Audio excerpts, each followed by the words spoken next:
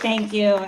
It is my honor to be an immigration attorney. I can think of no better thing to be right now. And I really appreciate the opportunity to be here with an amazing collection of people and in this park with some powerful allies. So my job here is to talk about some resources, to talk about some rights, and to talk about some hope.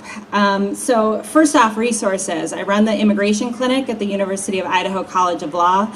We will answer any question anybody has about their loved ones, themselves, their family. Make sure folks get the resources and the help they need. If you are a DACA recipient and you're worried about what's going to happen to you and what your rights are and what your options are, come speak to us. There's flyers on the table. We'll make appointments right away to see you. And we're starting with drop-in hours on Monday from 4 to 6. And you can come. There'll be attorneys and law students ready to receive you and help answer your questions. So that's the first in terms of resources, and I'll hang out for a while and answer any questions that people have about their situations or the situations they know of in their families and their loved ones. Second, to talk about some rights. So these are scary times for many people in our community, and unfortunately, rightfully so. It's important to know how to use your rights and to protect yourself. So we are lucky to be in a city where our police are focused on keeping our community safe by focusing on crime, not on immigration status.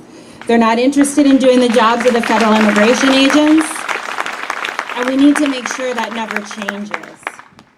We had an opportunity to meet with the leadership yesterday at the Moscow Police Department, who assured us that they aren't asking about immigration status, they're not asking about place of birth when they're doing their law enforcement activities.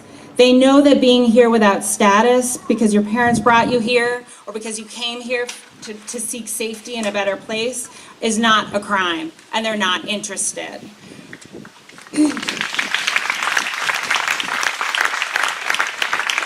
Those kinds of policies are important to make people feel comfortable calling the police and helping law enforcement fight crimes. But not every department and not every officer shares that policy. So if you're asked about your status or where you're born, remember, regardless of your citizenship, regardless of who you are, how you got here, and what your status is, you can use your rights. You can remain silent and explain that you're not going to answer those questions, and that you want to speak to a lawyer if you're being arrested. That's the most important thing you can do to keep your options open and make sure that there's a fight to be had. It's also important to know that the local police department can't control what happens to your information if you do get arrested. In these times of mass immigration enforcement that we've heard from the stories and the other speakers, we have a system now where if you get arrested, your information is automatically shared with immigration. They will decide if they want to follow up, if they want to find you in your home, if they want to keep you in the jail.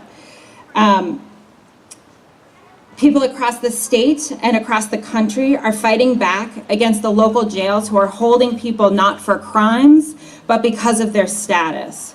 Those kinds of policies make us less safe, because it makes people scared to work with law enforcement, and it means that our county pays to do the work of federal immigration agents. So remember to use your right to remain silent, ask for an attorney if you're arrested, put pressure on the county and the police department to stay out of immigration. If you're asked these questions by anyone, call me at the Immigration Clinic or the Lake Tahoe Human Rights Commission, and we can try to help and make sure this doesn't happen to others and fight the case that you have. Finally, a moment on hope. I think I've spent a lot of time this past week talking to DACA students at lots of different settings. And I think the one thing that I take away from this moment is Tuesday, President Trump eliminated DACA and not a single person lost DACA. That's not the way it had to be. That's because of the power that we have in this moment. That's the power that we have together.